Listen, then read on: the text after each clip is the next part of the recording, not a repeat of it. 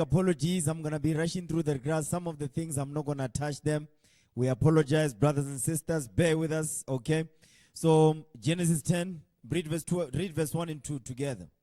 The book of Genesis, chapter 10, verse 1. Come on. Now these are the generations of the sons of Noah. The generations of the sons of Noah. Read. Shem, Ham, and Japheth. Shem, Ham, and Japheth. Go ahead. And unto them were born sons. And unto them were sons born after the flood. Read. The sons of Japheth, Gomer, and Magog, and Madai. And what? And Madai. And who? And Madai. And Madai. So Madai is the one we're focusing on, which is the Medes. So read the last article that I sent. Okay. That second last article that I sent. No, the the second one. Bible study tools. Read that again in Bible study tools. Actually, no. Read that again in the first article I sent. Read that. Okay. Just to make sure that the people understand what we're going over.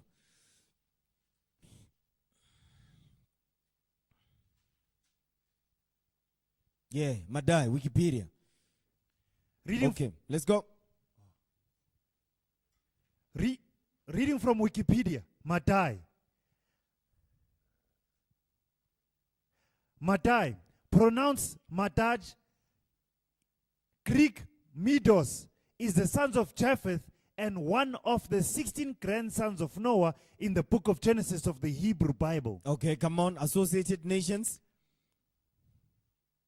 Associated Nations, Medes and related Iranian nations. Biblical scholars have generally identified Madai with the Iranian Medes of much later records. Go ahead. The Medes, reckoned to be his offspring by Josephus and most subsequent writers, were also known as Madai, including in both Assyrian and Hebrew sources. Go ahead. Also linked with Madai is the Iranian city of Hamadan. So basically what we're going over is Madai is the Medes, which is the sons of Japheth. Okay? Now, give me the book of Daniel 8 verse 1. Daniel chapter 8 verse 1. Oh, praises to the Lord. Daniel 8 verse 1. Come on. Daniel, man. Give me that thing. Daniel 8 verse 1.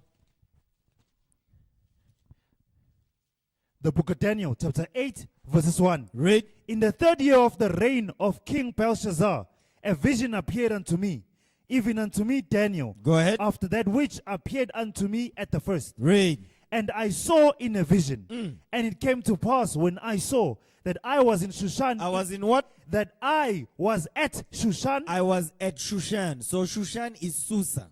Sometimes they call it Susa. Susa, Shushan, it's all the same. Come on. That I was at Shushan in the palace, which is in the province of Elam. Which is in the province of what now? Which is in the province of Elam. Which is in the province of Elam. Hold this. Give me Genesis 10. Genesis chapter 10. Genesis 10, read verse 21. The book of Genesis chapter 10, verses 21. Come on.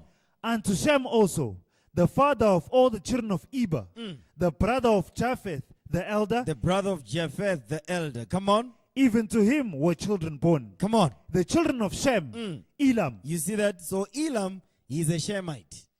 Elam is Shemitic. Okay, come on. And Ashur. And Ashur. And Aphaxad. This is Assyria. Go ahead. And Lud. And Aram. Arameans. Go ahead. And the children of Aram, Uz and Hul and Ketha and Mash. Go ahead. And Aphaxad begat Salah. And Salah begat Eber. Now this is the lineage that God has chosen. You understand? Aphaxad. Out of all the children of Shem, the Most High God of heaven and earth, he chose Aphaxad. He's our great-great-great-grandfather. Okay? So now, go back to Daniel now. Daniel 8 verse 2 again. The book of Daniel, chapter 8 verses 2. Read. And I saw in a vision, and it came to pass, when I saw that I was at Shushan in the palace, Read. which is in the province of Elam. And I saw in a vision, and I was by the river of Ulai. Go ahead. Then I lifted up mine eyes. Actually, before you go there, read verse 2 again. The book of Daniel, chapter 8, verses 2. Read. And I saw in a vision, and it came to pass, when I saw that I was at Shushan in the palace, which is in the province of Elam. And I saw in a vision, and I was by the river of Ulai. Now stop right there. Give me Esther 1 and 1. Give me the book of Esther, chapter 1 and 1. We coming back here. Esther 1 and 1.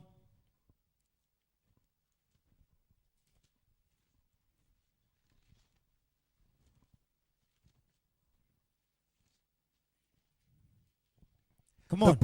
The book of Esther, chapter 1, verse 1. Read. Now it came to pass in the days of Ahasuerus. In the days of Ahasuerus. Come on. This is Ahasuerus which reigned from India. From where? From India, even unto Ethiopia. Go ahead. Over 107 and 20 provinces. Keep reading. Watch this. That in those days, when the king Ahasuerus When the king Ahasuerus, sat on the throne of his kingdom, which was in Shushan, in the palace. which was in Shushan, the palace. So Shushan is Elam. This is Ahasuerus. This is the Persians here. So Elam is the Persians. You understand? And they are Shemitic. Japheth is not Shemitic. You understand? I mean, the Medes, they are not Shemitic. They are Japheric. You understand? Those are the sons of Japheth. But Elam, they are Shemitic. They are the sons of Shem. Okay? Give me Daniel chapter 11 verse 1. The book of Daniel, chapter 11, verse 1. Come on. Also I, in the first year of Darius the Mede. Oh, Darius the what now? Darius the Mede. Darius the Mede. So Darius was a Mede. And Darius the Mede, basically, I want to show you where he come from. Give me Daniel 11 verse 1. Finish that verse. The book of Daniel, chapter 11, verse 1. Come on. Also I, in the first year of Darius the Mede, even I stood to confirm and to strengthen him. Now watch this. Give me Daniel chapter 5 verse 31. No, Daniel 9 and 1. Read that for me. Listen good to this. The book of Daniel, chapter 9, verses 1. Uh-huh. In the first year of Darius, the son of Ahasuerus, of the seed of the Medes. Stop. You hear what they're saying here? Read that again. The book of Daniel, chapter 9, verse 1. In the first year of Darius, the son of Ahasuerus. It says Darius, the son of Ahasuerus, but he's not really the son of Ahasuerus. You understand? He's not the son of Ahasuerus. When we were going over the history of the Persians and Medes, there's a 4-hour class online that we put up. You better go and watch that class. I'm not going over there again, man. You understand? Read that. Basically, he's the uncle. He's not really a Persian. But he's saying the father because what? In terms of endearment. But not necessarily that's his son directly. Okay, come on. The book of Daniel, chapter 9, verse 1. In the first year of Darius, the son of Ahasuerus, of the seed of the Medes. Of the what now? Of the seed of the Medes. So you see, Darius was not a Persian. He says was of the seed of the Medes. So not necessarily an uncle, but there was a distant relative. Some kind of cousin. You understand? I'm not going to go over that. I don't have time. Read. Which was made king over the realm of the Chaldeans. Of the Chaldeans. Because remember, the Medes, they took over Babylon. You understand? And then came the Persians after. The Persians, those are Shemitic. But Darius the Mede, of the seed of the Medes, he's not Shemitic. That's the sons of Japheth, the sons of Madai, the Medes. You understand? Give me Daniel chapter 5 verse 31.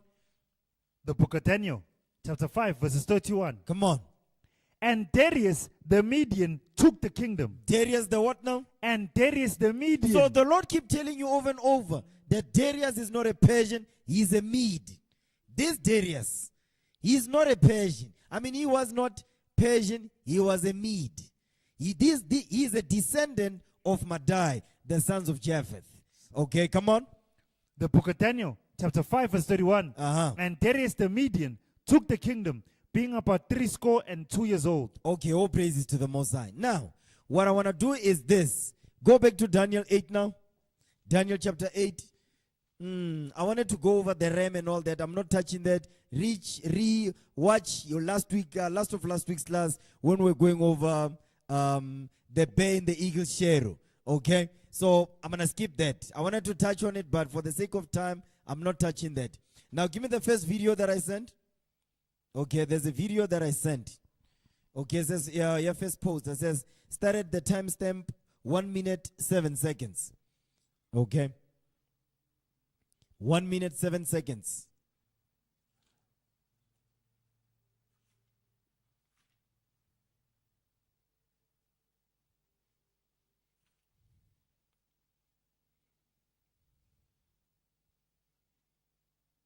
You got it?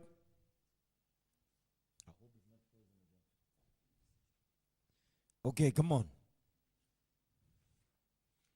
Okay, in the meantime, while he's looking for that, give me the book of Judith. Judith chapter 2, verse 24.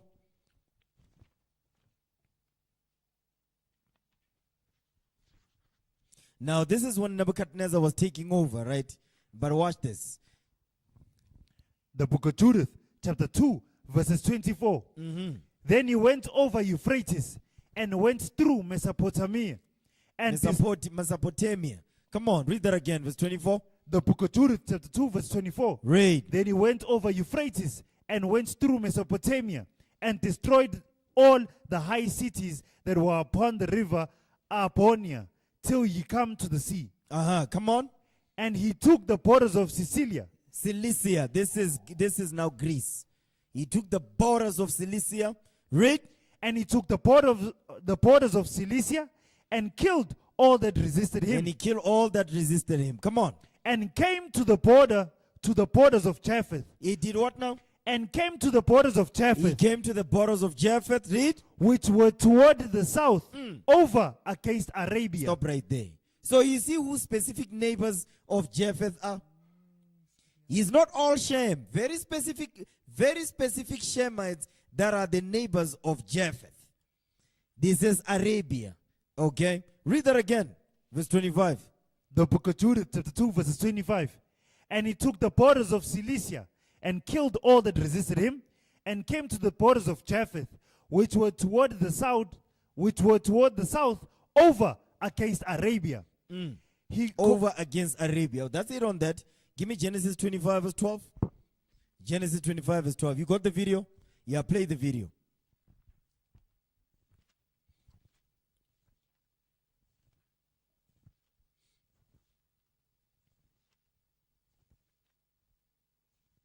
Okay, we can hear the sound.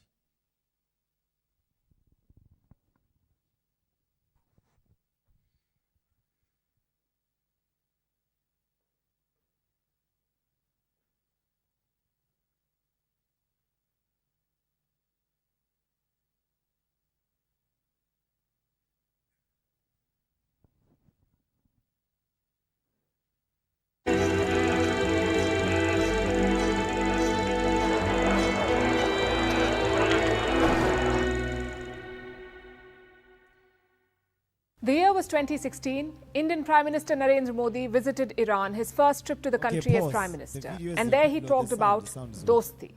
It was an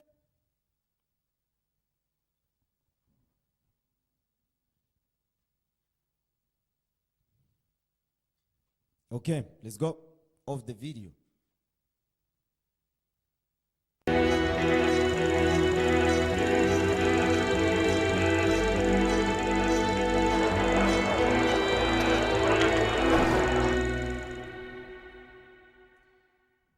The year was 2016. Indian Prime Minister Narendra Modi visited Iran, his first trip to the country as Prime Minister. And there he talked about dosti. It was an interesting choice of word. Dosti means friendship in Hindi. Dost means friend in Farsi.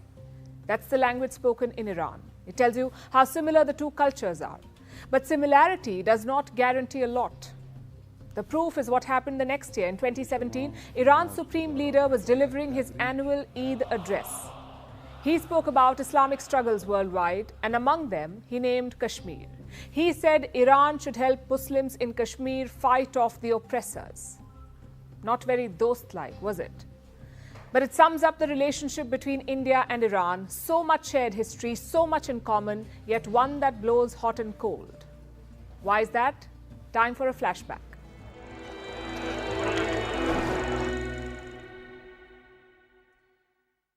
Let's go as far back as possible.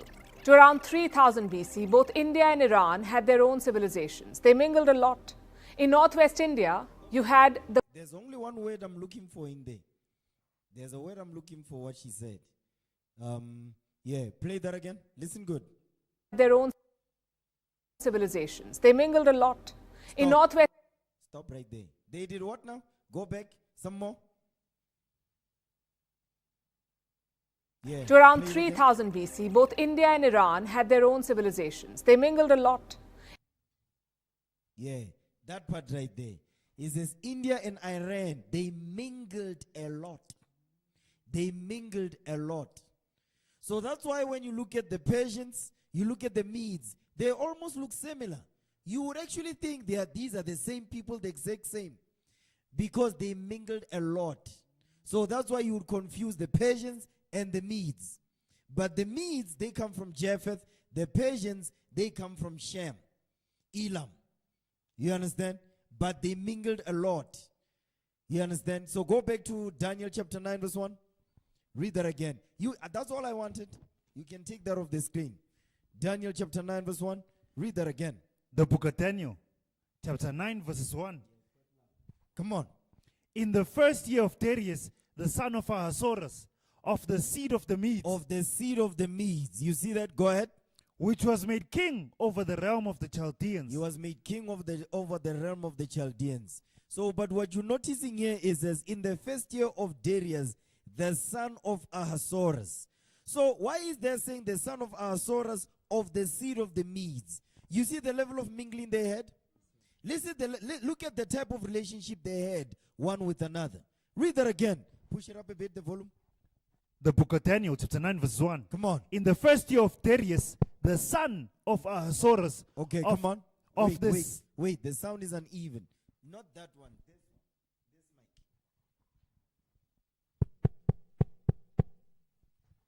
Okay. Okay, come on. Read that again. The book of Daniel, chapter 9, verse 1. So that one is louder.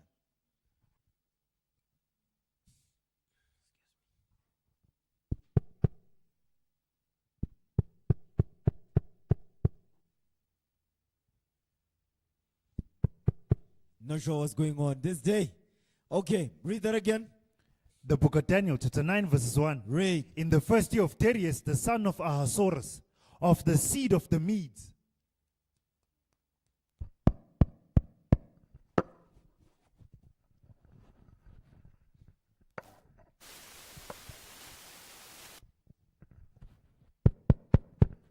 One, two, one, two, one, two. This is a terrible mic. 1, 2, 1, 2. It's not so good. It's too loud though. Yo, today, brothers. What's going on, man?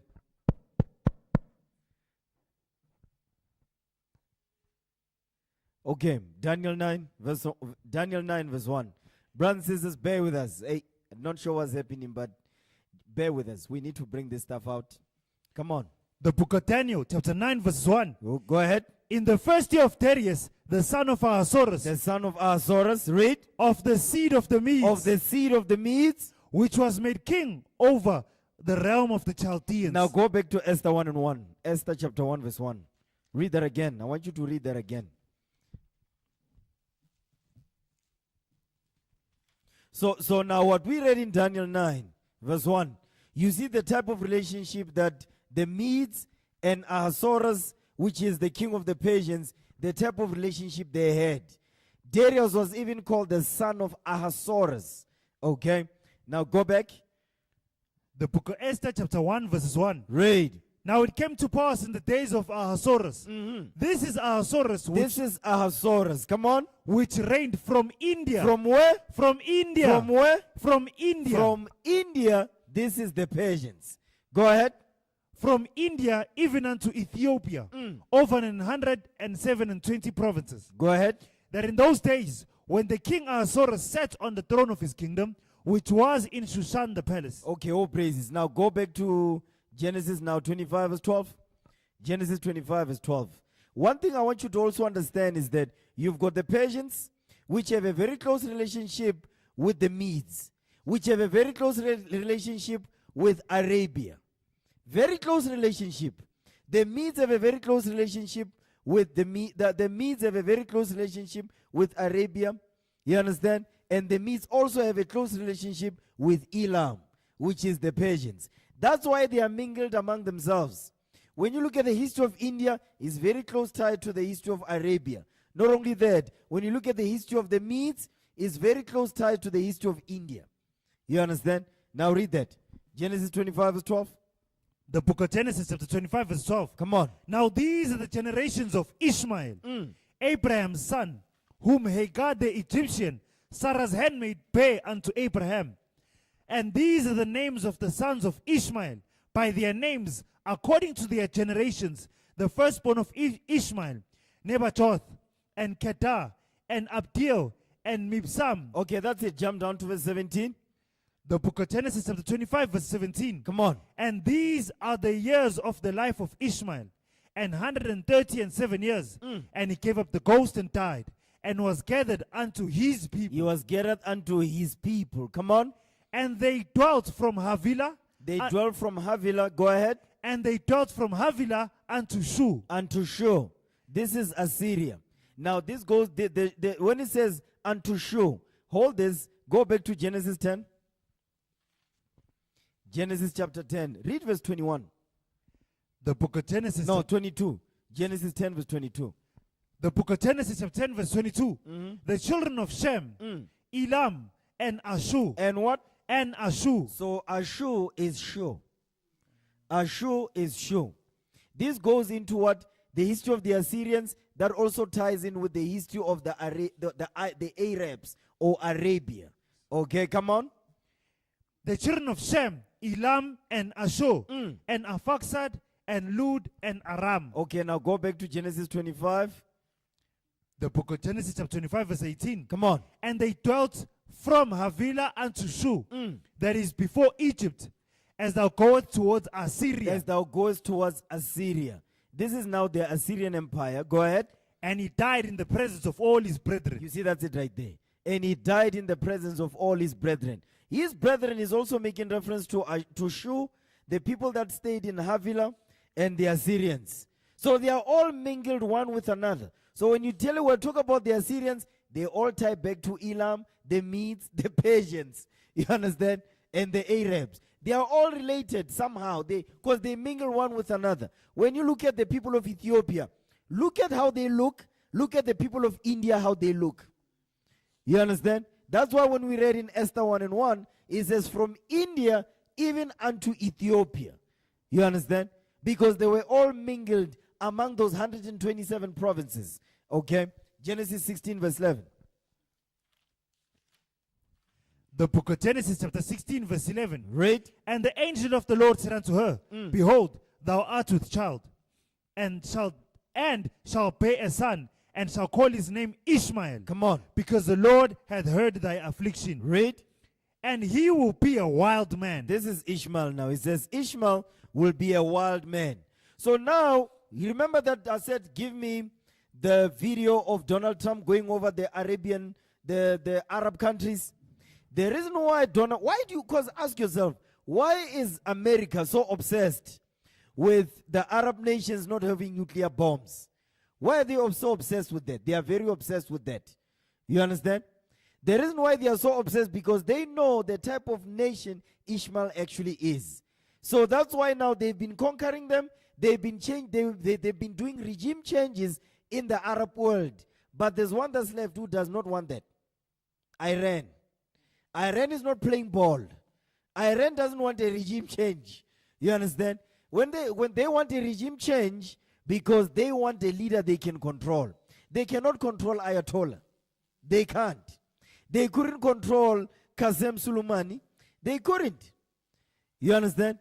But they are able to control the Saudi prince because they are covetous.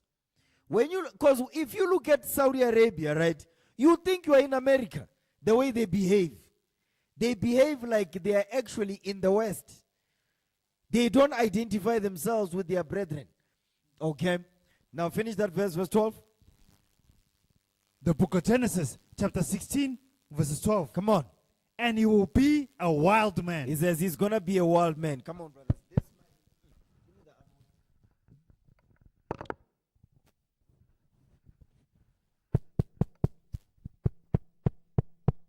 One, two, 1, 2.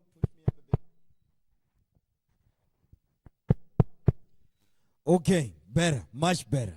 Okay, come on. Read that again. Genesis 16, read verse 12. The book of Genesis, chapter 16, verse 12. Read. And he will be a wild man. It says Ishmael will be a wild man. Ishmael will be a wild man. And guess what? Esau knows that. Russia knows that. China knows that. The whole of Esau knows that. And Amalek, which is Esau, he knows that. Because Amalek, that's Benjamin Netanyahu. Benjamin Netanyahu is not a Jew. He's an Amalekite. But America knows that, but they're not going to tell you that. You understand? They know what type of man Ishmael is. It's written in the book. That's why they are working so hard to make sure that the Arab world don't have a nuclear bomb. That's why they are keeping Ishmael over there in Saudi Arabia entertained. You understand? Making him feel like a king and all that, protected by America, not having a weapon to defend himself. You understand? Go ahead. And he will be a wild man. He will be a wild man. So wild that they will strap bombs to themselves and blow themselves to kingdom come. Go ahead. His hand will be against every man. He says his hand will be against every man. That's why now Donald Trump is trying to appease them. He's trying to make good relationships with the Arab world. You understand? Because guess what? You know why I say that America, the white man, he knows the nations in the Bible. He knows their fate. He knows his fate also. That's why the white man is able to do this. Why do you think the white man is able to? Give me that in Proverbs 30 verse 6. I'm going to show you something, man. Because you see, Esau, he knows this Bible. But his job on this earth is to deceive. That is his job. You understand? Even if the white man can say, I want to be good. 2 minutes later, the Lord will reset his spirit. He will be as evil because that's how he was made to be. You understand? Give me that in Proverbs 30 verse 6. Listen good to this. The book of Proverbs, chapter 30, verse 6. Start at verse 5. The book of Proverbs, chapter 30, verse 5. Come on. Every word of God is pure. That's it. Every word of God is pure. That's why whenever you hear the word, you even hear black people be saying, no, the Bible has contradictions. Not Negro, you are a contradiction. You understand? The word of the Lord is pure. Whenever you hear the Negro saying, no, the Bible is a contradiction, listen, you are a contradiction, not the Bible. The Bible is letting you know this book is pure. There's no contradictions in this Bible. You understand? It means you are contradicted. You understand? Go ahead. And every word of God is pure. Every word of God is pure. Read. He is a shield unto them that put their trust in him. You see that thing? He is a shield unto them that put their trust in him. Next verse. Watch this. Add thou not unto his word. It says, add thou not unto his word. So who's adding to the word of God? The white man. That's why the white man is having Bible translations. Why is he having that for? The Bible says in Wisdom, in Song of Solomon 1:5, it says, I'm black. The white man creates a new Bible, say called the New International Version. He says, I'm dark. So why is he doing that? He is changing very strategic verses because he knows these verses, although you may think they are small, they are very big to the waking up of the 12 tribes of Israel. They are very important to that. That's why he does that. Because he knows. How does he know where to go and change? He is not changing everything in the Bible. He's just changing specific verses, and he's changing the doctrine and in specific chapters of the Bible, the letters of Paul. He's not doing he's not going over through the whole Bible doing that. He's going over very small, specific chapters, you understand? Specific verses and in specific books. It's not the entire book because it's going to be too obvious. You understand? Read. Add thou not unto his word. It says, add thou not unto his word, lest he reprove thee. lest he reprove thee. The Lord will correct the white man because the white man adds to this word, and the black man that follows him. Read. Lest he reprove thee, and thou be found a liar. And thou be found a liar. So now go back to Genesis 16 verse 12. Now I'm going to show you this. So in Genesis 16 verse 12, the white man is obsessed with making sure that he has very control. Ezra, hey, stop it. He's making sure that he's got a very tight grip on Ishmael. Are we good, brothers online? He's making sure that he's got a very tight grip on Ishmael and the Arab world. But there's one out of the Arab world who's not complying to this. And that's the Persians. That's the Medes. You understand? Iran is not complying. You understand? Go ahead. The book of Genesis chapter 16 verse 12. Read. And he will be a wild man. Ishmael gonna be a wild man. his hand will be against every man, His hand will be against every man. Come on. and every man's hand against him, Hey, stop it. Go ahead. and every man's hand against him. And every man's hand against him. Read. And he shall dwell in the presence of all his brethren. He shall dwell in the presence of all his brethren. So now you have this. So the white man, you think, don't know this? Of course he knows this. But you see what he's doing? He's dividing the brethren. He knows that Ishmael will dwell in the presence of all his brethren. He's like, okay, but there's one out of Ishmael's brethren who's not complying. Iran is not complying. You understand that? Because I know some of you are getting lost. Give me Judith 2 verse 25. He says he will dwell in the presence of all his brethren. His brethren doesn't necessarily mean or we come from the same father. No. We neighbors, we look alike, we have the, because remember, I'm going to show you, you're going to play that video of Qasem Soleimani when he was assassinated. There's something very specific I want in there. Now come on. When he says he shall dwell in the presence of all his brethren, I'm going to show you in terms of what? When he says his brethren. Come on. The book of Judith, chapter 2, verses 24. And that pertains to Iran. Watch this. The book of Judith, chapter 2, verse 24. Come on. Then he went over Euphrates and went through Mesopotamia. Mesopotamia. Come on, man. And went through Mesopotamia. Read. And destroyed all the high cities that were upon the river. Aponiah, till he come to the sea. And he took the borders of Cilicia and killed all that resisted him and came to the borders of Japheth. He came to the borders of Japheth. Japheth we know is the Medes, which is the Iran. You understand? Iran, this is Japheth. Go ahead. Which were toward the south, over against Arabia. Over against Arabia. So Japheth is sitting next to Arabia, right? Now watch this. Play that video. I'm going to show you something.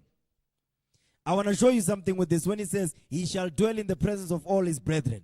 How is Japheth a brethren to Arabia? I'm going to show you how. Okay, hold on. Pause. We cannot hear the video.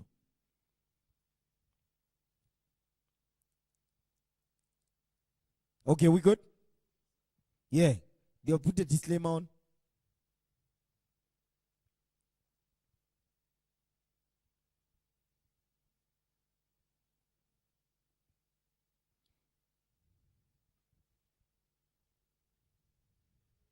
Okay, let's do it. States launched a drone strike near the Baghdad International Airport in Iraq. It killed several Iraqi and Iranian military officials, including Iran's top commander, named Qasem Soleimani. Moments later, Iran's supreme leader declared Soleimani a martyr and threatened severe revenge against the US. Over the next few days, hundreds of thousands of Iranians came out to mourn Soleimani's death.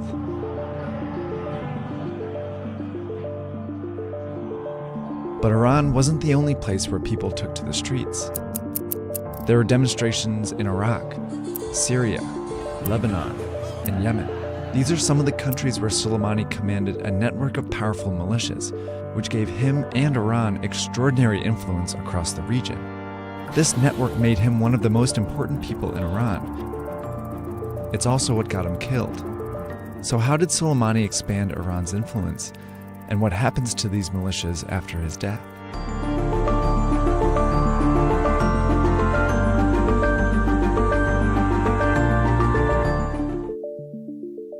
It all began with Iran's Islamic Revolution.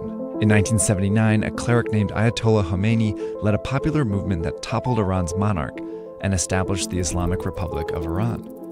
This new regime Pause right there. Now you see that thing is the Islamic Republic of Iran. This is post 1979, right? Go ahead.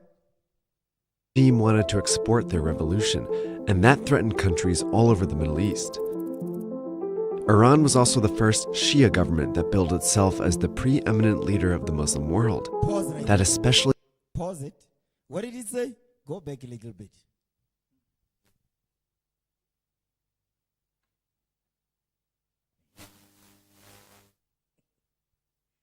the Islamic Republic of Iran. this new regime wanted to export their revolution, and that threatened countries all over the Middle East. Iran was also the first Shia government that billed itself as the preeminent leader of the Muslim world. Pause that. You see what he say? So, because remember, here they are Shia Muslims. You understand? In Saudi Arabia, they are Sunni Muslims. What's the common denominator? Islam. Islam. Islam. That's why it says he shall dwell in the presence of all his brethren. Because they worship one God, one idol, which is Allah. You understand? Keep going. That especially threatened Iran's Sunni-dominated neighbors. The first one to act was Iraq. In 1980, dictator Saddam Hussein sent his army to invade Iran.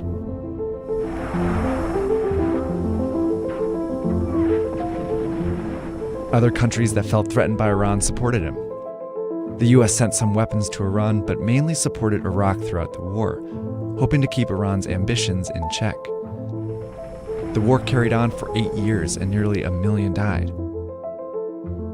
During that time, Iran was devastated and surrounded by enemies. So it devised a strategy to spread its ideology and fight its enemies covertly at the same time. But it first needed a security force to find groups to partner with outside of Iran's borders. So in the 80s, it put together an elite unit of soldiers and spies called the Quds Force.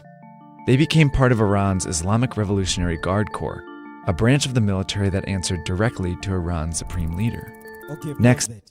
So we're going to come back to this. So what I want to show you is that they have one common religion, which is Islam. You understand?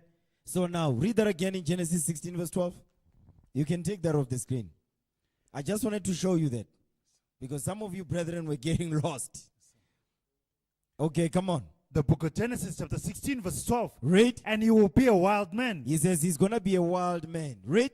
His hand will be against every man. His hand will be against every man. Come on. And every man's hand against him. And he shall dwell in the presence of all his brethren. Not only by blood, but by religion. You understand? Yes, not just by blood, but by religion as well. Islam. Okay? So there are Shias in Japheth. Japheth is a Shia Muslim. The Arabs, Ishmael on the other hand, he is a Sunni Muslim. You understand? So, but Iran positioned themselves as the supreme in terms of in the Muslim world. So the Saudis now, they have a tiff with that. So America is using that tiff also to separate them, to say, no, don't worry. You better than your brethren. You understand? And therefore, they think they're better. Now, play that video of 60 minutes. The Saudi prince who was being interviewed. Yeah, watch this. Because they think they're better than their brethren. Watch this. By religion. Now watch this thing. Come on.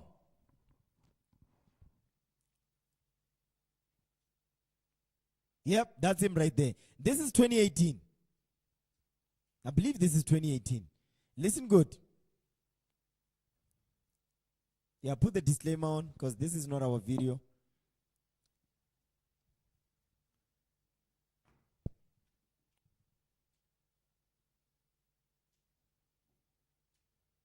Yeah, come on. But I've play. seen that you called the Ayatollah Khamenei the new Hitler of the Middle East. Absolutely. Here is a video, an interesting video, of Saudi Crown Prince Mohammed bin Salman. What year did you say this was from?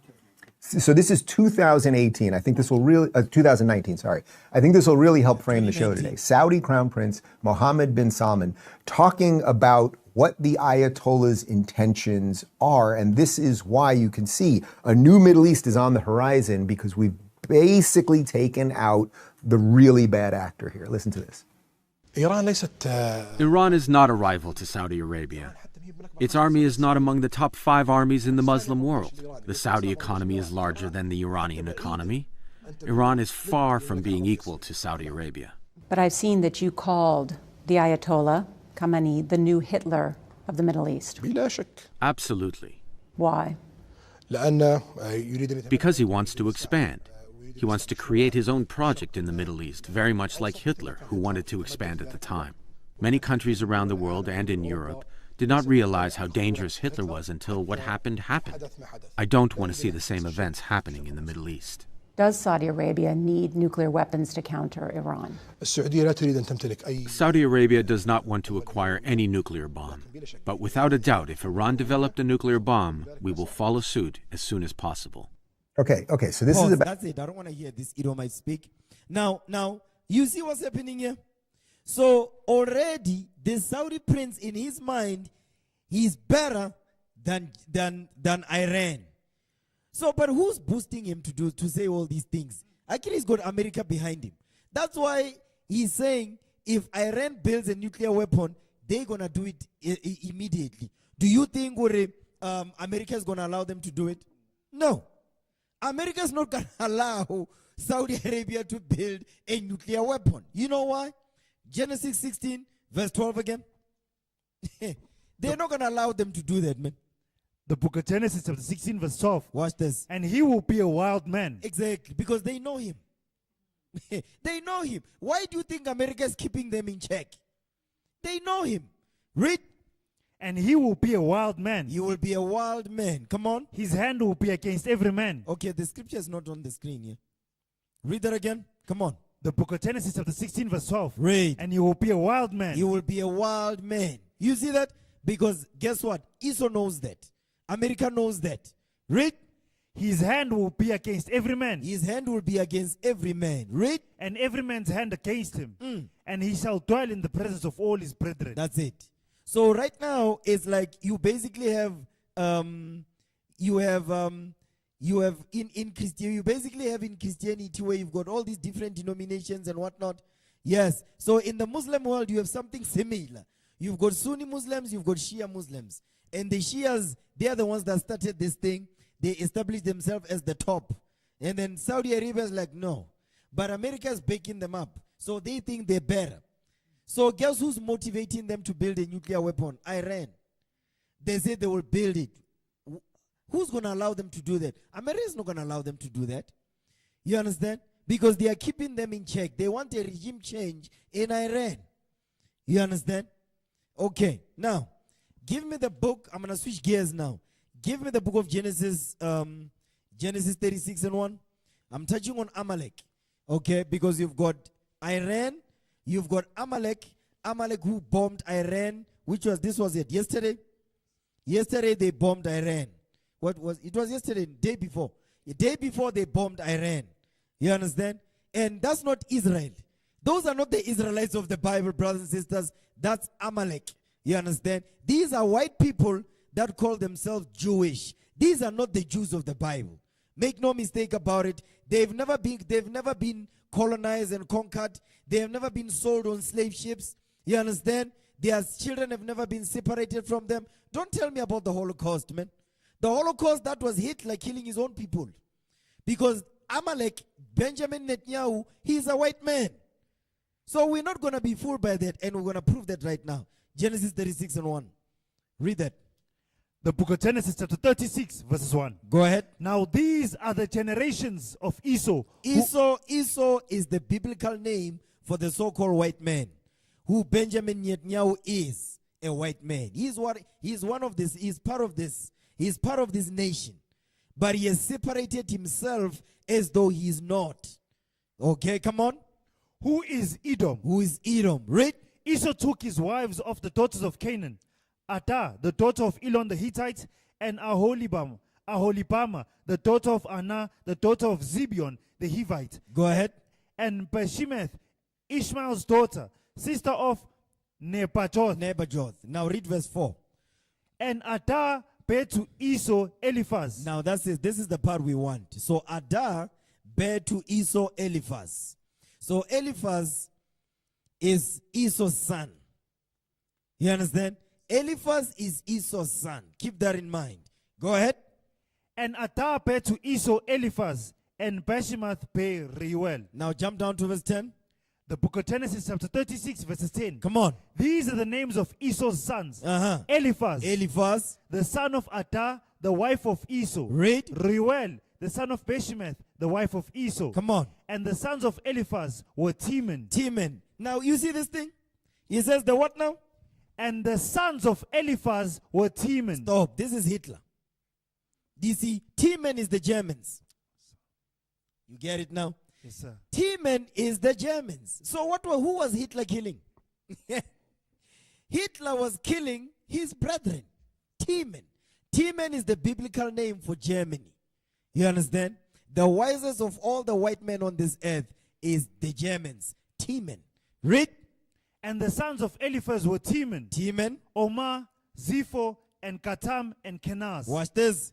And Timnah was concubine to Eliphaz. So Timnah was a woman who was a concubine to Eliphaz. Esau's what? Esau's son. You see that thing? So Timnah was a lesser wife to Eliphaz, Esau's son. Okay, go ahead. And she bare to Eliphaz Amalek. Stop right there. So now you've got Timnah who gave birth to Amalek. You understand? She bare to Eliphaz a son called Amalek. Amalek is a bastard son. Amalek is not the son of the main wife. You understand that? So Amalek is a bastard son. Go ahead. These were the sons of Adah, Esau's wives. Go ahead. And these are the sons of Reuel, Nahath, and Zerah. No. Finish that verse 12. Yes, sir. The book of Genesis, chapter 36, verse 12. Come on. And Timnah was concubine to Eliphaz, Esau's son. Read. And she bare to Eliphaz Amalek. These were the sons of Adah, Esau's wife. You see that thing? Now watch this. Give me Zechariah 9 and 6. Now Eliphaz is the father of Amalek. Okay, the grandson of Esau, who's Amalek. Now Amalek is a bastard son. You understand? So Amalek will dwell in Israel today. You understand? And the original people of the land would be scattered among all nations on earth. We would not be in our homeland. So Amalek will find, if Amalek basically is an opportunist, because he knew the people will not be there, he read our history. He knows that the people will not remember who they are. We will become an astonishment, a byword among all nations. We won't remember our identity, our history, our nation, and where we come from. They're like, don't worry. We're going to take that name. We're going to call ourselves Jewish. And you see, the Mosai made them do that. Because they could have easily said, we are Israelites. But no. They said, we are Israelis. To show you these are not the real people of the book. You understand?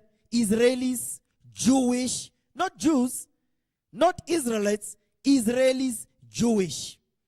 You understand? Read that. Zechariah 9 and 6.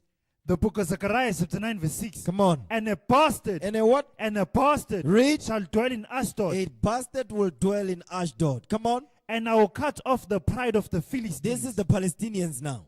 Now we want to know about, you see this verse right here? Goes over a class that we went over called God's enemies. Amalek and Palestina. We go into a deep dive about this thing. So you want to know more? Watch that class. It's online. Now, you see what we're reading here when it says a bastard shall dwell in Ashdod? Ashdod is modern day Tel Aviv. It's one of the largest cities in Jerusalem. You understand? And that's where there's a Tel Aviv gay parade. So basically, they say Tel Aviv is the liberal part of Jerusalem today.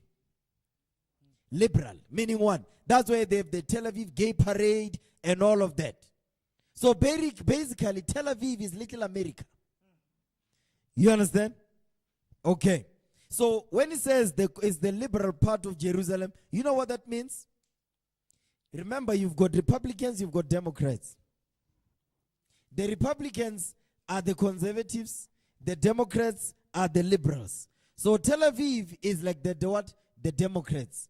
And then the other part of Jerusalem is the Republicans, which is with Donald Trump, which is where Benjamin Netanyahu resides. He resides on the conservative side of Jerusalem, so that makes him a Republican. You get? Yes, sir. That's it. It's not a coincidence. No. Okay, now give me Deuteronomy chapter 23, verse 2. Deuteronomy 23, verse 2. The book of Deuteronomy, chapter 23, verse 2. Read. A bastard. A what? A bastard. A what now? A bastard. This is Amalek. A bastard. Not just Amalek, but Palestine as well. Remember, Pella, Ishmael is a bastard son. Yes, sir. Yeah, Ishmael is a bastard. You understand? So you've got two bastards in Jerusalem right now fighting over a land that don't belong to them. Go ahead. A bastard shall not enter into the congregation of the Lord. Exactly. You see that thing? A bastard shall not enter into the congregation of the Lord. Letting you know that alone, it tells you that Amalek is not a part of this. Oh, praise. You understand? Read. Even to his 10th generation shall Even to his 10th generation, he will never. Go ahead. shall he not enter into the congregation of the Lord. He's not going to enter into the congregation of the Lord, even to his 10th generation. You understand? So when they say they are the people of the book, the Bible don't say that. The book don't say that. Because yesterday Benjamin Netanyahu, he quoted the Bible, which is not in the book. He says, yeah, the Bible even says, or when an enemy attacks you, when an enemy attacks you, you must fight back. I'm like, what verse is that? Because Iran didn't attack them. They provoked Iran. Iran didn't attack them, Pell. I'm like, to show you, Rory, it's not even the people of the book. He can't even quote the book. You understand? Man, give me the book of Revelation 2 verse 9. Because the people that are in Jerusalem today, this is what God calls them. Those are not the people of the book, brothers and sisters. Understand that. Those are the people that stole our history. They stole our land. Basically, they are pushing deception upon this earth. You understand? Now read that. The book of Revelation chapter 2 verse 9. Come on. I know thy works and tribulation and poverty. He knows our works, our tribulation, and our poverty. This is Christ speaking. Come on. But thou art rich. But we are rich because the whole planet Earth, by the way, the whole earth was given to our forefather Adam. Understand that. So the earth belongs to us. The other nations are just renting on this earth until they are disposed of, until they are no longer necessary. You understand? The nations are here on earth in this now because they are necessary for our therapy. How are we going to get therapy if the nations are gone? No. Before the Most High can wipe the nations out of this earth and leave the people as the people that's supposed to be here, we must get our therapy. We want therapy. I don't want to sit on somebody's couch. No. Okay? Come on. And I know the blasphemy of them which say they are Jews. The lies of them that say they are Jews. Because who's saying they are Jews upon this earth? And everybody knows it. Benjamin Netanyahu and his people. Not only that, but America that protects them. And everybody else. Because if you look at the news media, you know the crazy part about it is that the news channels, because if you look at the news are divided amongst Democrats and Republicans. You understand? Yes, sir. You've seen that, ne? Yes, sir. Or when you look at CNBC, they are Democrats. When you look at Fox News, they are Republicans. Yes, Fox News, they are Republicans. They be pushing the news that favor Donald Trump. When you look at CNBC, MSNBC, they push the news that favor Governor Newsom, Joe Biden. That's what they push. They put that's the news. So when you watch CNBC, you must know that you're watching Democrat news. When you watch Fox News, you're watching Republicans. But guess what? These are all two feathers of the same bird. Whoever you listen to, you're listening to the same people. Doesn't matter. It's the same. They are all the same. Good cop and bad cop. Okay, come on. Like Donald Trump and Netanyahu are playing now. Donald Trump says we're not responsible for help for Israel bombing Iran. And then Benjamin Netanyahu says, no, guess what? This is Operation Rising Lion, what, something like that. You understand? That's an eagle, man. That's a dragon. Or go to talk about a lion. You understand? But they are playing good cop. But there's no way that Amalek can do that, can launch that attack and sustain it by themselves. They need America. Every year, America gives Amalek 4 billion, 40 billion, 20 billion. The number is fluctuating, but it's in the billions every year. What for? Because American troops are in Israel today. To do what? What are they there for? Come on, man. Read that. Finish that verse. The book of Revelation chapter 2 verse 9. Read. I know thy works I know thy works, and tribulation and poverty. Come on. But thou art rich. but we are rich. Come on. And I know the blasphemy of them which say they are Jews and are not, Come on. but are the synagogue of Satan. But these are the synagogue of Satan. So Benjamin Netanyahu, synagogues of Satan. Okay, give me Titus 1 verse 14. Titus 1 verse 14. Read that for me. The book of Titus chapter 1 verse 14. Come on. Not giving heed to Jewish fables. So brothers and sisters, do not give heed to Jewish fables. So Benjamin Netanyahu is not a Jew. When they tell you no, they are the people of the book and America pushing the same thing, news media organization pushing the same thing, those are Jewish fables. The Lord says, don't give heed to Jewish fables. Go ahead. Not giving heed to Jewish fables and commandments of men. Exactly, because these are not the commandments of the Most High. It's not written in the Bible that Benjamin Netanyahu is a Jew. But it's written in the Bible that Benjamin Netanyahu is an Amalekite. You understand? Go ahead. Not giving heed to Jewish fables and commandments of men that turn from the truth. Exactly. So the people that believe that, they know that's not the truth. So that's why they don't listen to us when we teach in the Spirit of the Lord, because they say we teach hate, so that they turn our people away from listening to what we teach. You understand? Give me that in Zechariah chapter 12 verse 3. Zechariah 12 verse 3. You've got Amalek and Palestine is in Jerusalem today, and guess what? There's conflict, non-ending conflict in that land. There's a reason for that. Okay? Zechariah 12 verse 3. The book of Zechariah chapter 12 verse 3. Come on. And in that day will I make Jerusalem a burdensome stone for all people. Exactly. Everybody that says, well, not they, Jerusalem, that's their land. Not talk about us, because we're in captivity. There's people in Jerusalem today saying that's their land. They belong in that land. They must share it. You understand? Guess what? The Lord says he's going to make Jerusalem a burdensome stone. Okay, go ahead. And in that day will I make Jerusalem a burdensome stone for all people. All that burden themselves with it shall be cut in pieces. That's it. The Lord says he's going to destroy them. That's why you see, 1 minute, Iran gets bombed. 2 minutes, Amalek gets bombed. Amalek was bombed not so long ago by Hamas again. And they said Iran was behind it. Today, Iran gets bombed. America's behind it. Russia gets bombed. The EU is behind it. The EU gets bombed. Russia gets bombed by Ukraine. Ukraine, they don't have that firepower. Ukraine been traveling, Zelensky, he's been traveling all over asking for help. How did he plan this out by himself? You understand? Because they are making it seem like Ukraine is capable of doing that. When you look at Ukraine on a map, it's like a piece of stone. It's this smaller than a thing. You look at the Russian Federation, it's huge. When you look at Ukraine, it's this smaller than a piece. That smaller than a piece is capable of destroying Russia. Impossible. Because they had help.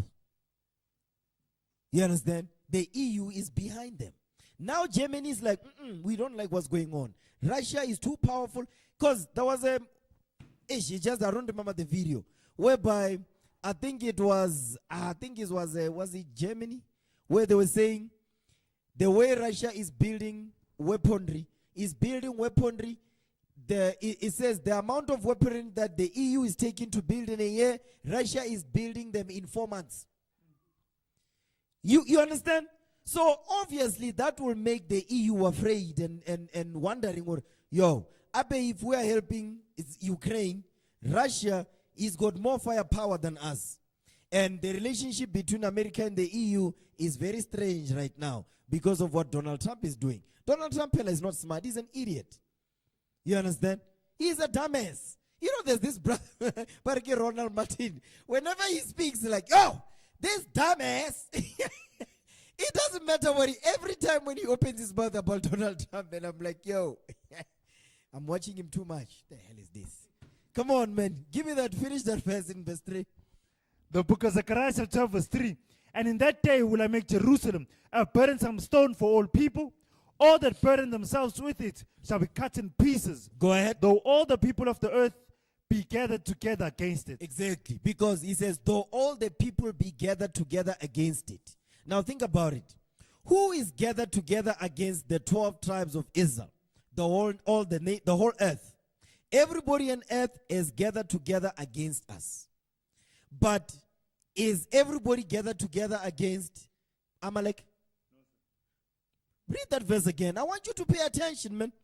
There's some subtleties that we're reading here. Some of you didn't pick it up. Read that verse again. The book of Zechariah chapter 12 verse 3. Come on. And in that day will I make Jerusalem a burdensome stone for all people. Mm-hmm. All that burden themselves with it shall be cut in pieces. Exactly. Go ahead. Though all the people of Now, the earth. that first part of the verse is talking about Jerusalem itself. Or the nations that burden themselves with Jerusalem, the land of Jerusalem, the Lord says is going to destroy them.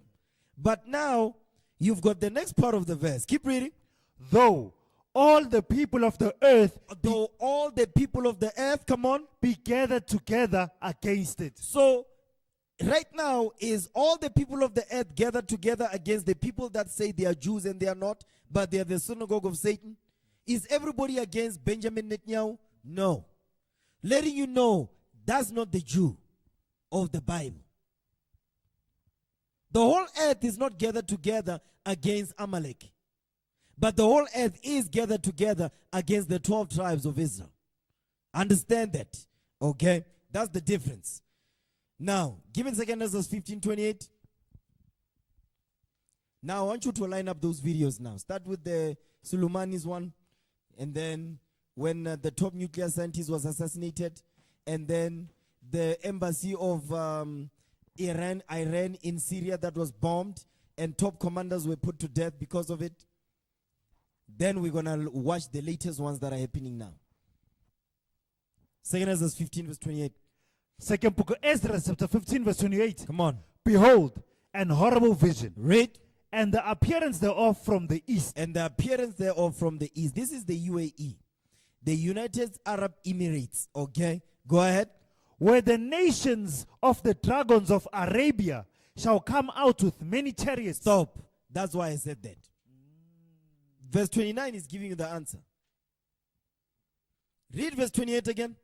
The second book of Ezra chapter 15 verse 28. Read. Behold, an horrible vision. An horrible vision. Come on. And the appearance thereof from the east. Read. Where the nations of the dragons of Arabia. That's why there's a colon there. You see the colon there? Verse 30 now. Verse 29. Verses 29. Go ahead. Where the nations of the dragons of Arabia. When the nations of the dragons of Arabia, come on, shall come out with many chariots. they will come out with many chariots. That means war machines. So they do have weaponry. They just don't have nuclear bombs. Because America is making sure that they don't. But they will. Because remember, Esau's arrogancy is what's going to destroy him. Go ahead. Esau's pride, the white man's pride is what's going to destroy him. Okay, come on. And the multitude of them shall be carried as the wind upon earth. Go ahead. They which hear them may fear. That all they which hear them may fear and tremble. That all they which hear them may fear and tremble. Why would they be trembling? Because it says the dragons of the nations of Arabia. That means the Arab world came together and they are working together and they are on one accord. Remember during the time when Byron was the president? Saudi Arabia, what did they do? They put America out of OPEC. They were pricing America out of OPEC. And that was not a good look for America. You understand? Read, because they worked together. So much so that even China came. Because when there was dispute between Saudi Arabia and Iran, China came and said, listen, come and work together. We will mediate between Saudi Arabia and Iran. Now, because Donald Trump has taken over, none of that is going on. Because Donald Trump is trying to appease them. Because they know this. Go ahead. Also, the Kamanians. Also, the what now? Also, the Kamanians. These are the Medes. So now you notice, Uri, you've got the Arabs and Japheth or the Medes. They're always sitting next to each other. You understand? Verse 29, verse 28 and 29, these are Sunni Muslims. Verse 30, these is Shia Muslims. You understand? Read. Also the Carmanians, The Carmanians, come on. raging in wrath. Stop right there. Get the definition of Carmania, Carmonia. Carmania, Carmonia. Let's see who those are. Also the Carmanians. You see this verse right here, the last class that we had, we pause and say, let's pause right here. The things have not happened yet. So guess what? We're moving down the verses now. Things be going on. Come on, man. The definition of Carmonians. Carmonia, Carmania. Yeah. I didn't send that link, but just look it up.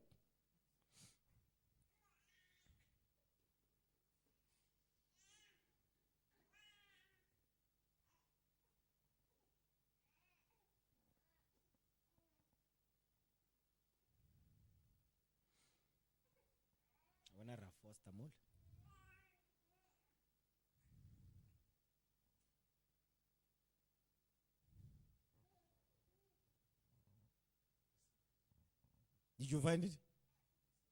Okay, yeah, read that. The definition of the word Carmania. Noun, a province of the ancient Persian Empire on the Gulf of Oman. Is that the one?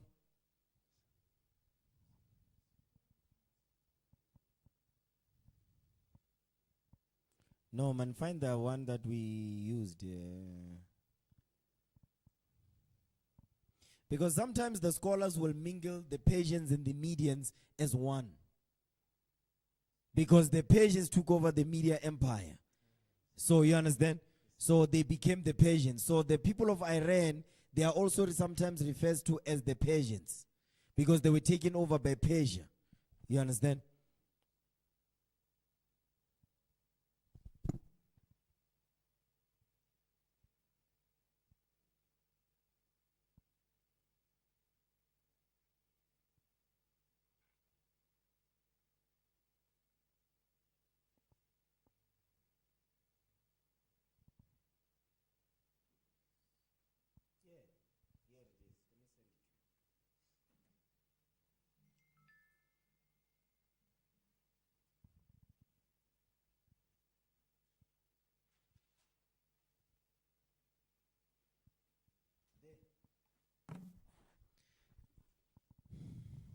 Okay, come on. Let's move.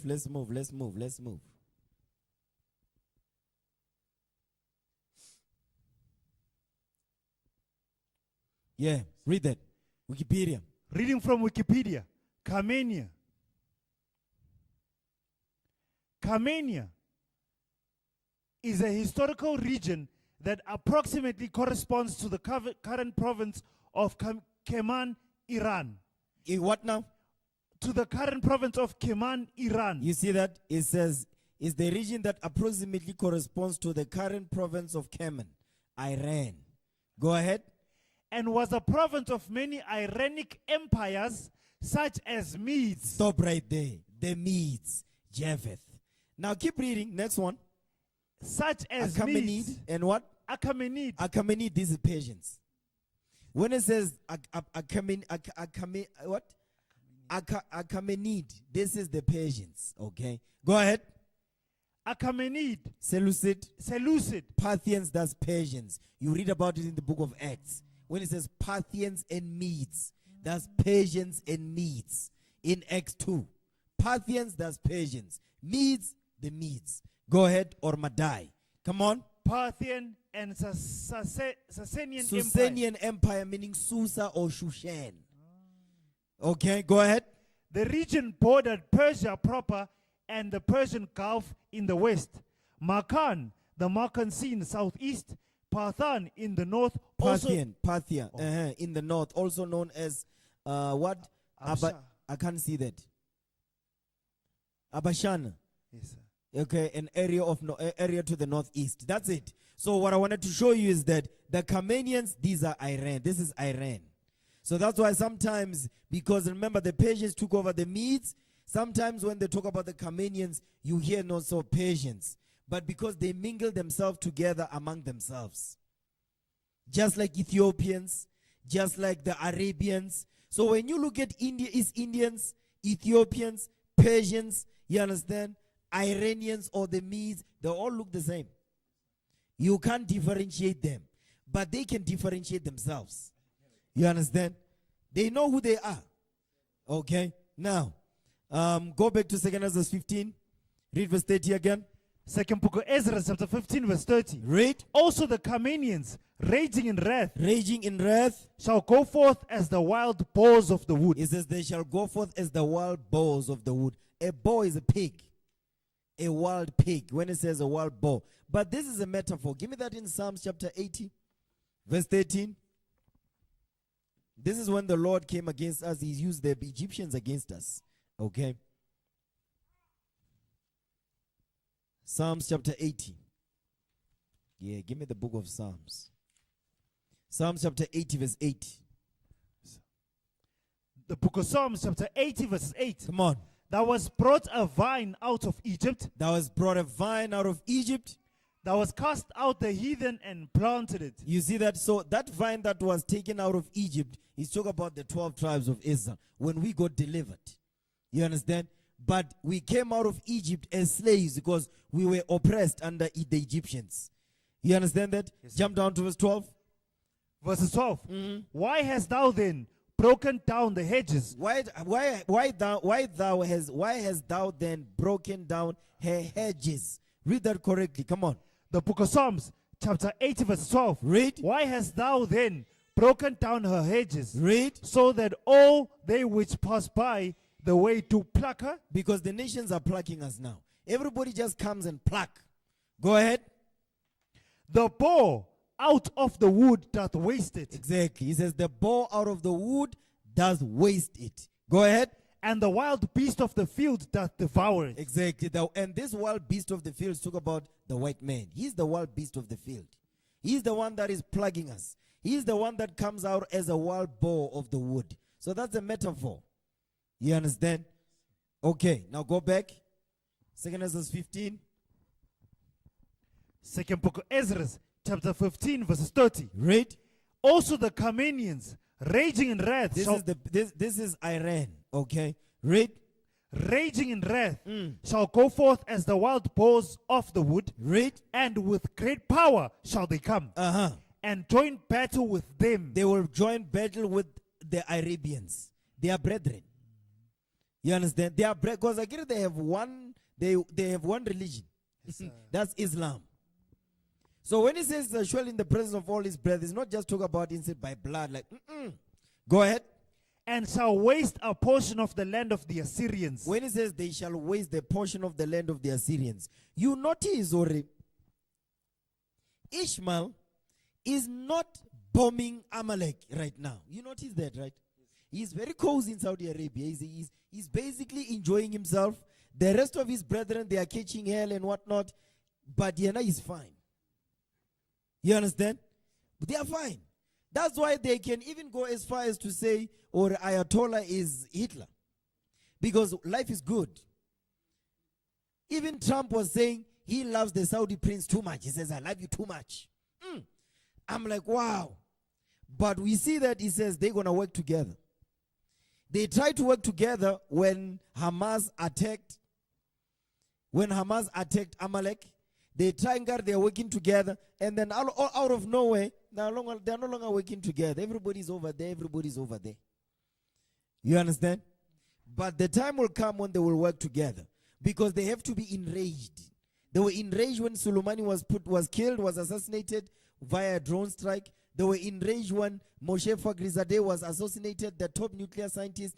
They were enraged when the embassy in Syria was bombed. They were enraged. Not only that, now they are enraged now that Amalek has bombed and attacked them they say no, they've got nuclear capability. They says Iran is building nuclear capability. Now, play the video that don't play the one of Qasem Soleimani. We played that. Actually, play it. Don't start from the beginning. Start from where we ended off. I want to jump over to the current news now of what's happening. I don't have time. And also, if you It can, needed an opportunity to unleash this force. Do not allow Iran to have a nuclear weapon. It's a short clip. Find that, brothers. Also help him find it and send it to him. Yeah, play that. Come on. Keep playing. This is what will enrage the Khameneans. Part of Iran's Islamic Revolutionary Guard Corps, a branch of the military that answered directly to Iran's supreme leader. Next, it needed an opportunity to unleash this force, and it found one in Lebanon.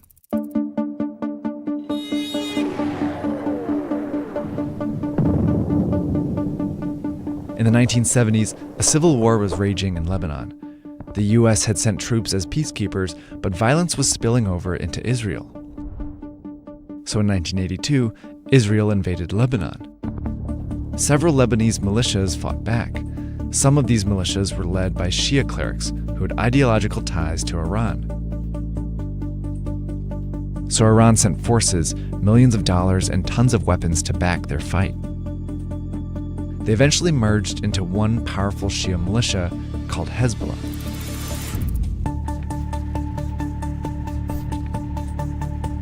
They attacked Israeli soldiers in Lebanon and launched rockets over the border into Israel. Hezbollah even bombed the US embassy and barracks, killing 304 people. Pause. You see, that's why they want Iran to have a nuclear bomb. You see, they're not playing ball. You see what? That's why the US has a serious grudge against Iran. Because Iran is out of all of them. You see what Iran is doing? Iran is not pretending. They don't want to be westernized. They don't care. They are very focused on who the Lord made them to be. You understand? Go ahead. Eventually, Hezbollah succeeded. The US troops left Lebanon in 1984, and Israel pulled out in 2000. Iran's dual strategy had worked. It turned Hezbollah into a reliable proxy that could fight Israel and even the US on its behalf, without inciting conflict on its own borders. Iran had also found an effective way to export its ideology to Lebanon. So Iran's Quds Force started supporting proxy militias in Palestine and Iraq. As it built the foundation for a network, a charismatic soldier worked his way up the ranks. In 1998, Qasem Soleimani took command of the Quds Force, and within a few years, he had an opportunity to firmly establish Iran's influence in Iraq.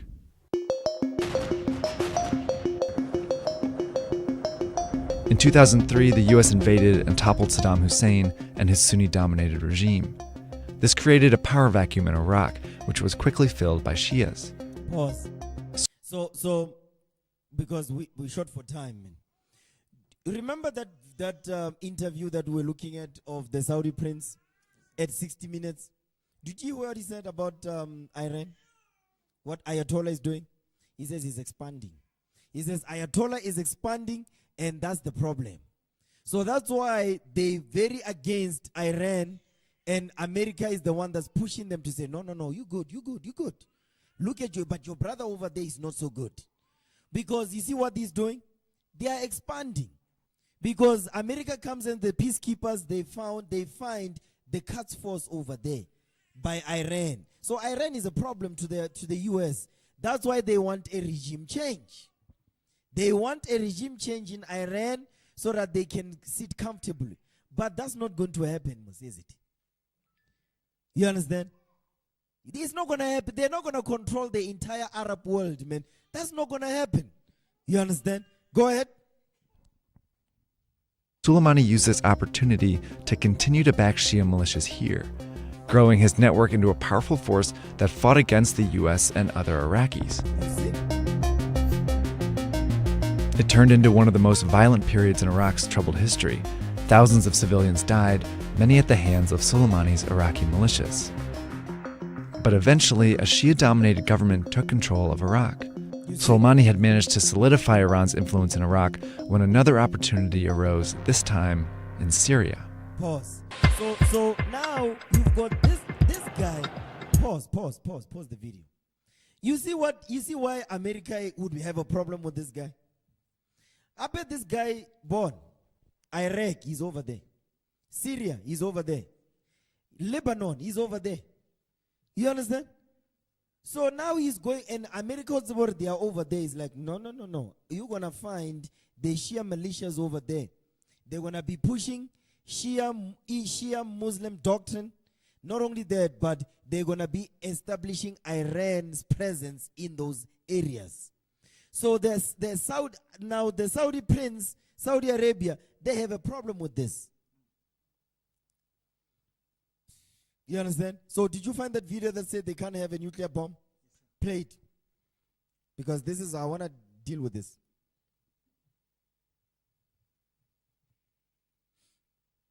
Yeah, that's it.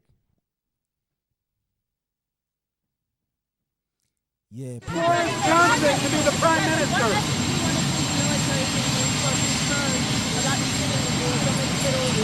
Well, I think it's going to be very good in the Middle East. Iran has been they stage terror all over the world. They're a much different country now than when I first got here. When I first got here, they were at 14 different locations fighting. Right now, I don't think. Let's find the one that is more clear. Because now the helicopter is drowning him out. I'm sure there's another one, man. When they say, no, Iran cannot have a nuclear bomb or nuclear weapon. While he's looking for that, give me the book of Jeremiah 51. It's a bit loud. You just take it down a bit, just a bit. Jeremiah 51. The thing is, if we're having network issues and all of that, I won't be able to cover these things. But I wanna touch this though. This I do want to touch. Jeremiah 51 verse 1. The book of Jeremiah, chapter 51, verse 1. Come on. Thus saith the Lord, behold, I will raise up against Babylon. He says they will raise up against Babylon. Babylon, this is not the Babylon of Nebuchadnezzar. Jeremiah is prophesying. This is Babylon the Great, also known as the United States of America. You understand? Or United Snakes of America. You understand? Read that again, verse 1. The book of Jeremiah, chapter 51, verse 1. Read. Thus saith the Lord, behold, I will raise up against Babylon and against them that dwell in the midst of them that rise up against me a destroying wind. So the Lord says he's going to raise up a destroying wind against Babylon. The destroying wind is talking about what? He's talking about a country that is going to destroy Babylon. They're going to be using nuclear bombs and missiles to destroy. Destroying wind is a power. You understand? It's an empire on earth. Okay, read. And I will send unto Babylon fanners. So these fanners is this destroying wind. Read. That shall fan her and shall empty her land. They shall empty her land. Come on. For in the day of trouble they shall be against her round about. Go ahead. Against him that bendeth, let the archer bend his bow. He said, let the archer bend his bow. Go ahead. And against him that lifted himself up in his brigandine, spare ye not her young men, destroy ye utterly all her hosts. He says, destroy ye utterly all her hosts. Because America is a military. And America is a powerful military. But America by itself will not defeat the whole earth. You understand? Okay. Now jump down to verse, let me see. Yeah, jump down to verse 11. The book of Jeremiah, chapter 51, verse 11. Come on. Make bright the arrows. It says, make bright the arrows. Gather the shields. The Lord had raised up the spirits of the kings of the Medes. Stop right there. It says, the Lord had raised up the spirits of the kings of the Medes. Who are the kings of the Medes? Iran. Iran is the kings of the Medes. The Lord says, I'm going to stir the spirits of the kings of the Medes. You understand? Japheth. You understand? Go ahead.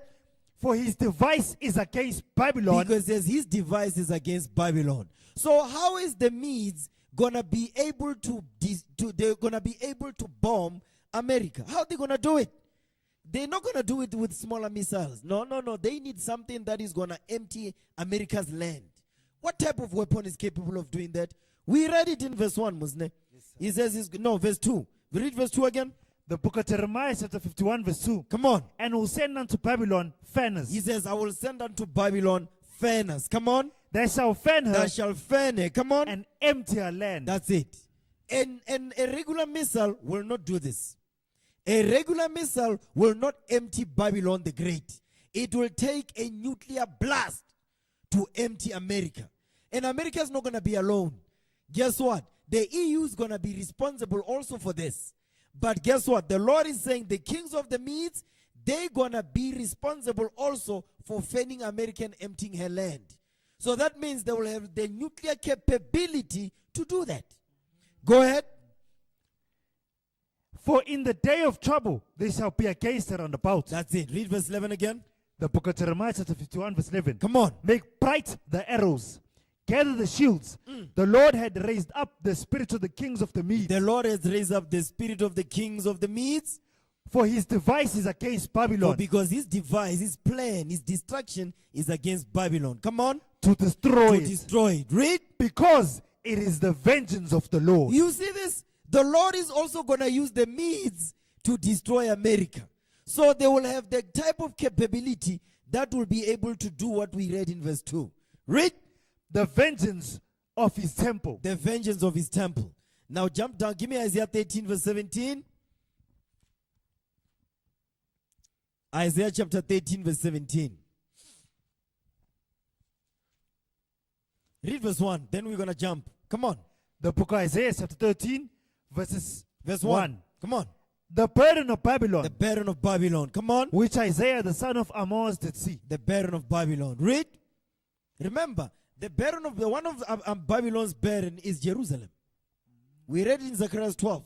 Come on. The book of Isaiah, chapter 13, verses 9. Behold, No. Verse 13. oh, excuse me, sir. Verse 17. Verse 17. Excuse me, sir. The book of Isaiah, chapter 13, verses 17. Go ahead. Behold, I will stir up the Medes against them. That's it. The Lord says he's going to stir up the Medes against Babylon in verse 1. So in order for the Lord to stir up the spirits of the kings of the Medes will have capability to do it. That's why America, of all the Arab world, they are so obsessed with Iran. Why? Because the white man knows this. But remember, Esau is this Bible. The Donald Trump has advisors. So now Amalek also knows, or if Amalek was the Jew as he claims he is, he wouldn't be worried. Yes, sir. Why is he so concerned about Iran? If he was the real Jew, he wouldn't be worried to be like, oh no, but we're going to get delivered. We're not worried about this. This has nothing to do with us. But he's so worried. He's even more worried than us. He's worried about Iran because he knows he's not a Jew. You understand? He's an imposter. Okay, come on. The Verse book, of, 17. the book of Isaiah, chapter 13, verse 17. Behold, I will stir up the Medes against them, which shall not regard silver. They're not going to. You see, that's why you notice, or you know, when he says they're not going to regard silver. Here's another one. America has been putting sanctions upon Iran for years. So now even the news media, they are saying, no, Iran is stuck in a paradox. To fight back or to protect the city because the economy is destroyed. Because they say Iran's economy is in the toilet. So now they must protect whatever is left or launch an attack against Amalek. So, but the Lord is telling you here, he says they're not going to regard the what? Because for all the years that America put sanctions on Iran, Iran would have long gone to America to beg them to lift the sanctions. Yes, they haven't done it. They haven't. They have not done it. You understand? I saw Ramaphosa trying to grow some stones, talk about he wants to make a deal with Iran. Jiki, where was he at? In America, begging Trump. You understand? Come on, man. Okay, let me take that back. He tried to gather some strength, you see, to go there. Come on, read verse 17. The book of Isaiah, 13, verse 17. Come on. Behold, I will stir up the Medes against them. He says, I'm going to stir up the Medes against them, which shall not regard silver. That's it. He says, they're not going to regard silver. They would have long gone to beg America for that. They didn't. Read. And as for gold, they shall not delight in it. Exactly, because meaning you're not going to bribe them. The same way America bribed the Saudi, Iran is not going to be bribed.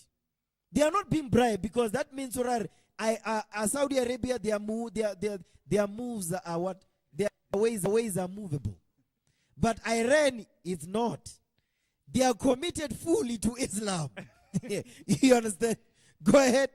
Their bows also shall dash the young men to pieces. Read. And they shall have no pity on the fruit of the womb. There's some The- echo going on. Come on, brothers. We're almost done. But let's fix this up. You got it? Come on. Read. The book of Isaiah, chapter 13, verses 18. Come on. Their bows also shall dash the young men to pieces, and they shall have no pity on the fruit of the womb. He says they will have no pity on the fruit of the womb because why? America does not have pity. Amalek does. When he says Amalek, we mean America. When we mean America, we mean Amalek because they are all the same. Go ahead. Their eyes shall not When spare. when you listen to Jeffrey Sachs, he actually gives a very clear understanding on that. I don't have time to go over that. Read. Their bows also shall dash the young men to pieces, and they shall have no pity on the fruit of the womb. Come on. Their eyes shall not spare children. Watch this. Next verse. Now, this is the part. Remember, who's responsible for verse 19? Is the Medes. Read verse 19. Come on.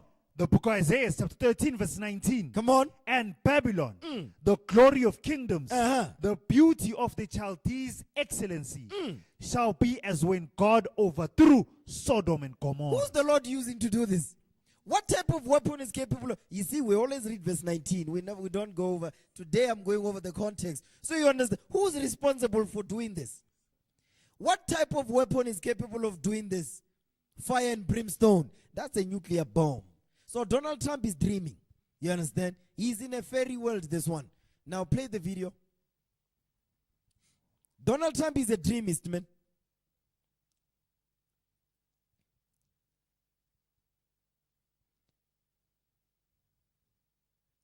Come on, brothers.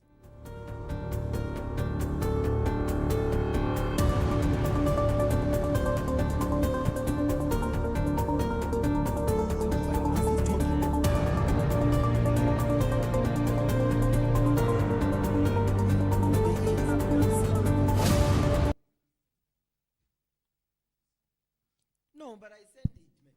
I even commented on it. It's on the group, brothers. It's on the group. I sent it.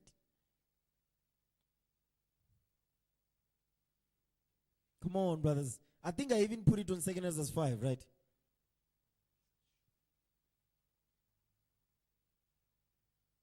And I mentioned the word fairy tale in there. Yeah. I know there's a place where he's saying that.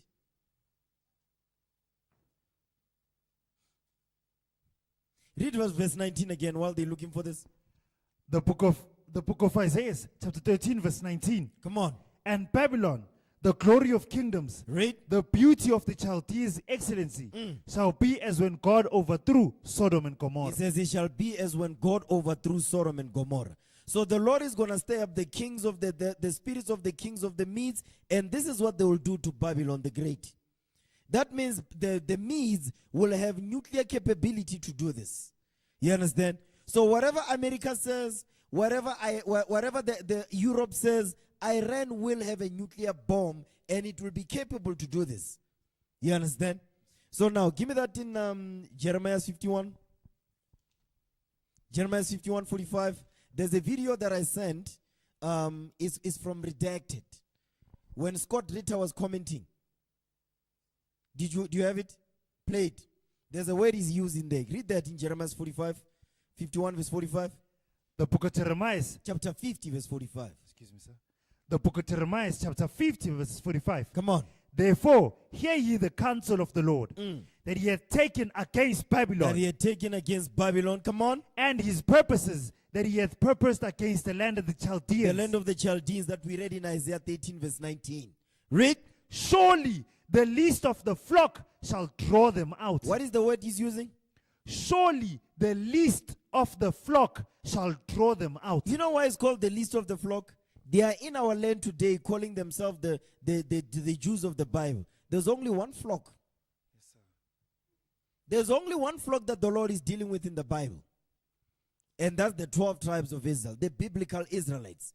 So Amalek is a least of the flock. He's a least. He's not the main flock.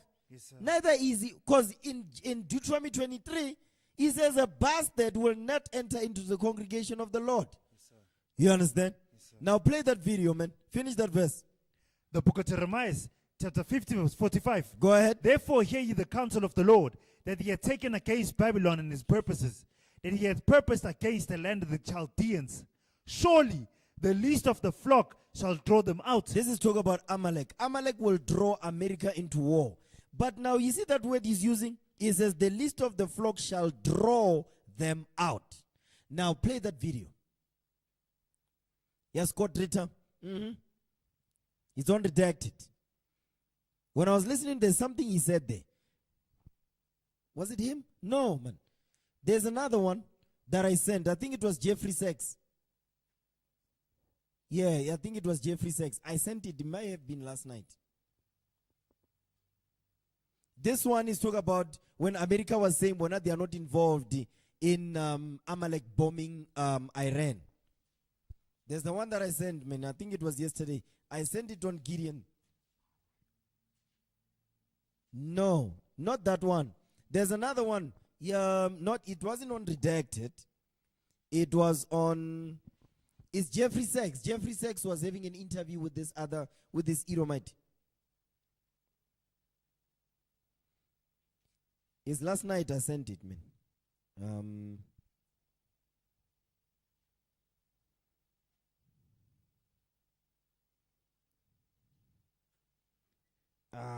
If we can't find that thing.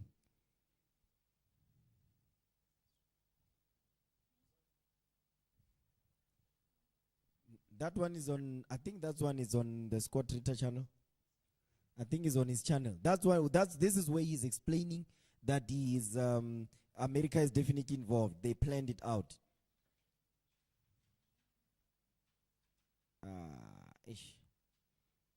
Yeah, you were saying, did you find something?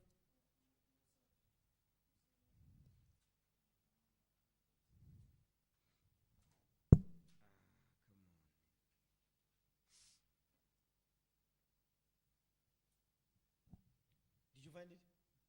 Yeah, say, look up Jeffrey Sachs regarding Iran and Amalek. Find that, Jeffrey Sachs. There's an interview he did. Jeffrey Sachs interview regarding Iran bombing Amalek bombing Iran. We must use biblical names, Pel. You understand? Is this Edomite's channel, man? He's going over this.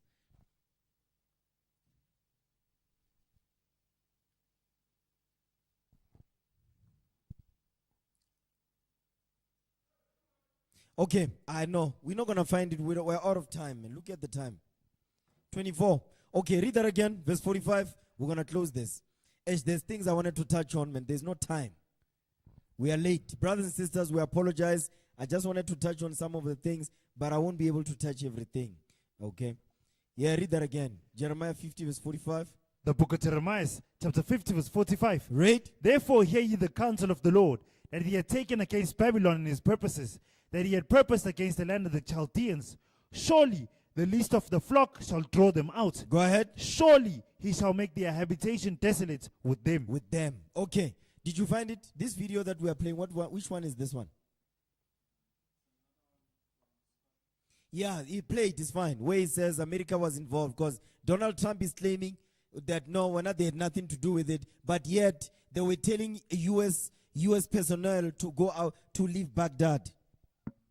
They were telling U.S. personnel the day before to leave, a week earlier even, to leave Baghdad because there was going to be, they say no, for safety. What for? But he said, no, we have nothing to do with this. Come on. Yeah, play that. Quickly. I believe that Israel and the United States coordinated very closely on this attack. This attack was a surprise attack.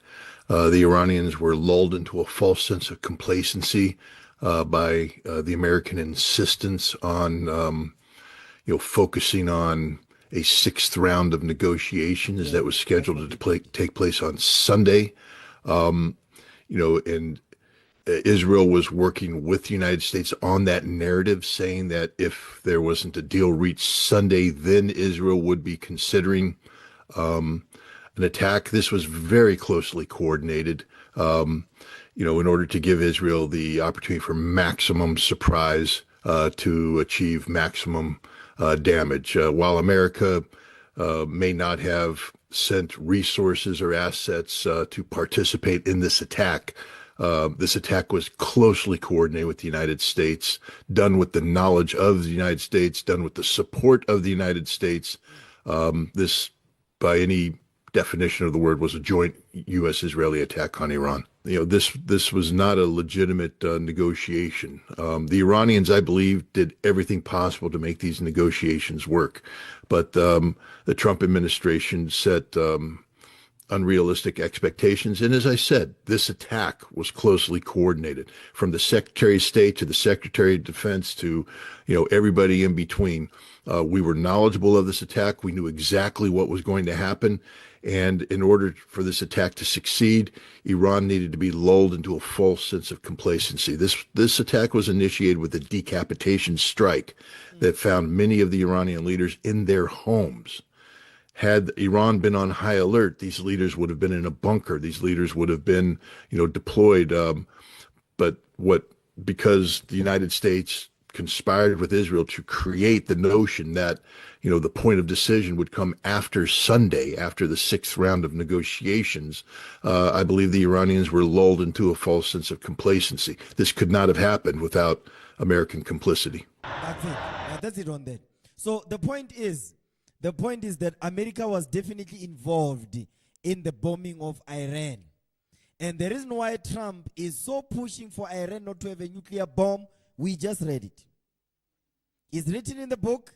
It's in plain black and white why America is pushing for Iran, because it's like they say Amalek has the right to defend himself.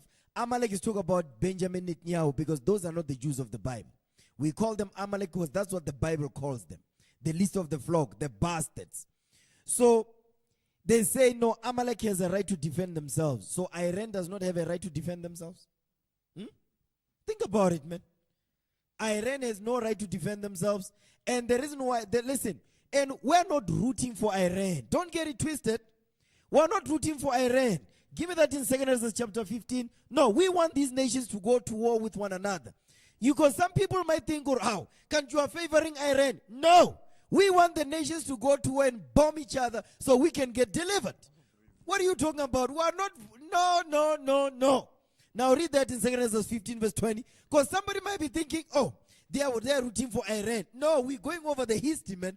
We're going over the history and showing what the scriptures are saying and who we're rooting for. We're rooting for the deliverance of the 12 tribes of Israel. That's it. Now read that verse 20. Second book of Ezra, chapter 15, verse 20. Come on. Behold, saith God, I will call together all the kings of the earth to reverence me. That's it. Come on. Which are from the rising of the sun. That's China. Read. From the south. From the south, come on. From the east. Now, you see this part right here. This going into the Saudis in verse 28. Read. And Libanus. And what one? And Libanus. And Libanus. This is Lebanon. Guess who's occupying Lebanon? Iran. Remember, Iran kicked America out. It kicked Israel out because of the Quds Force. Remember, Iran sent money over there and weapons to defend, to kick Israel, to kick Amalek out, and to kick America out. You understand? So when it says Libanus, Iran is over there in there. You understand? Go ahead. To turn themselves one against another. That's what we want. We're not rooting for the Saudis. We're not rooting for Iran either. We're rooting for what the Most High God is saying regarding our nation. Read. To turn themselves one against another. Exactly. Come on. And repay the things that they have done to them. The them is us. Because these nations, all these nations, including the Medes, they are responsible for, they also took part in our captivity. We went over there, the Persian Empire, the Medes, Darius the Mede, they were responsible for enslaving us. They also going to get their just reward. Understand that. Go ahead. Like as they do yet this day unto my chosen. You see? They are doing it unto this day. Read. So I will do also and recompense their bosom. Thus saith the Lord God. My right hand shall not spare the sinners. Now this goes into us, including also them, the Israelites that are sinning. Now look at Babylon the Great. You see what Issachar is doing? They are looting They are burning cars and tires. They are entering into Apple stores. They even entered into a pharmacy taking medication. Are you crazy?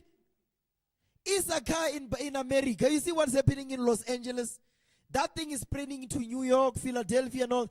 Issachar be doing that. Because they are fighting against ICE agents, raiding them, say, are you here legally? If you are here legally, okay, that's fine. You are here illegally, you must go back. The Most High says he will scatter us among all nations on earth. But he didn't say we must be lawless. He said we must keep the commandments. We must keep God's laws. Just because the white men came here and took our land, we're not going to take guns and start shooting people. We're going to keep God's commandment because we know we don't have the firepower to defend ourselves like that. But we have the Lord of heaven and earth to defend us when we keep God's commandments. Okay, come on. My right hand shall not spare the sinners, and my sword shall not cease over them that shed innocent blood upon the earth. That's it. That's the nations that we read in verse 20 and 28 down. So we're not, because don't get it, we're not rooting for the Medes. We're going over their history because it's written in our book. That's why we're going over it. Don't get it twisted. We want them to fall. Understand it, man. You understand? We want them to fall because we want to get delivered. Brothers and sisters, listen, I wish I can go over more things, but I'm going to end the session right here. 32. Come on. Okay, brothers and sisters, with that, we're going to end the class. Lord's will, I can continue it. Oh, praise it to the Most High. Let's give the Lord a hand. All praises to the Most High, man. Hi, why is he? Wow! All praises. Come on.